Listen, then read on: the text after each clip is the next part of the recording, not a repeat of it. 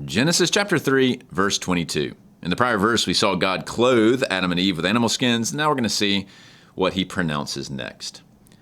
Kai epen hatheos, idu Adam gegonin, hos heis ex hemon, to genoskein kalan kai poneron. And we'll finish here in just a second with the latter half of the verse.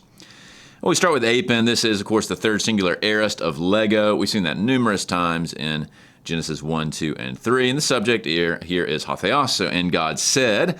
Now it's worth pointing out that in the Masoretic, this is actually Yahweh Elohim again, which we saw in the prior verse. For whatever reason, the translator doesn't include kurios here.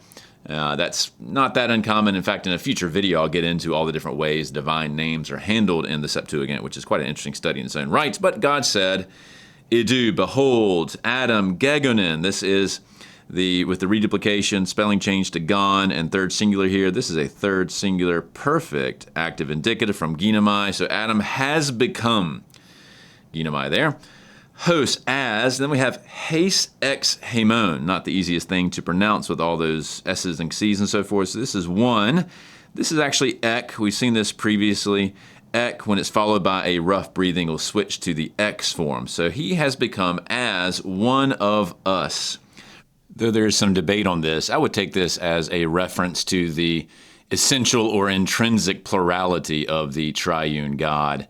The us there going back to creation. He's become like one of us. In what sense?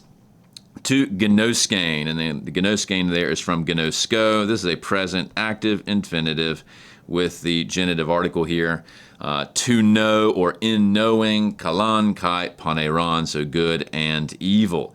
Which is really interesting because that's what Satan had promised in Genesis 3:5. When he was twisting God's word, he said, look, if you eat from the tree, which God had told them not to eat from, eseste, you will become hos theoi, as gods, probably, referring back to this hemon here, but not God himself, a lower kind of supernatural being like the angels. Then we have genoskantes kalan ke paneron, which is very similar to genoskein kalan here, and so on. So in a certain sense, Satan wasn't wrong in what he was promising. He was, though wrong, of course, obviously, in the means by which they were going to obtain that end. So what's God going to do in light of the fact that now man and woman know good and evil?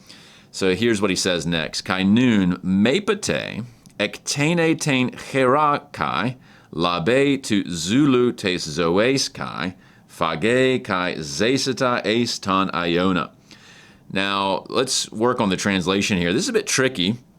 It begins with nun mepate. So now, this would be something like now, lest. And it's actually not going to be finished until 3:23. So we'll get to that in the next video. God says now, to prevent something from happening, and we don't know exactly how he's going to stop this from happening. We'll find out in the next verse. But lest, and then we have a chain actually of three subjunctives. They're all subjunctive because of the mepate here. So lest he, this is going to be a third singular, ektene, that's from ekteno. And so with that ending there, it's a lengthening of the connecting vowel with a third singular ending. So it's a third singular aorist active subjunctive. So, and this is from the word for extend or reach out. So lest he extend tenkera, the hand, and labe, this is also a third singular aorist active subjunctive with that ending and a spelling change. And take, and what is he going to take? To Zulu, from the tree, tes zoes, of life, referring back to Genesis 2:9. And finally, phage there, this is from estheo. We've seen that morphology before. We've seen it as a second singular future middle, but in this case, it's actually a third singular aorist active subjunctive. They're spelled the same, and it's all because of all the nonsense about the spelling changes with that connecting vowel. And so, lest he eat. So notice there's a chain of these third singular aorist active subjunctive. So lest he reach out his hand and take from the tree of life and eat. That's the warning, or that's the possibility that God is going to now try to forestall. Now, if he does that in this state of sin, it becomes a big problem. Zesatais from zao is a third singular future middle indicative, and so he will live eis ton iona, forever. And so we don't know exactly what God's going to do yet, but to anticipate, he's going to kick them out of the garden.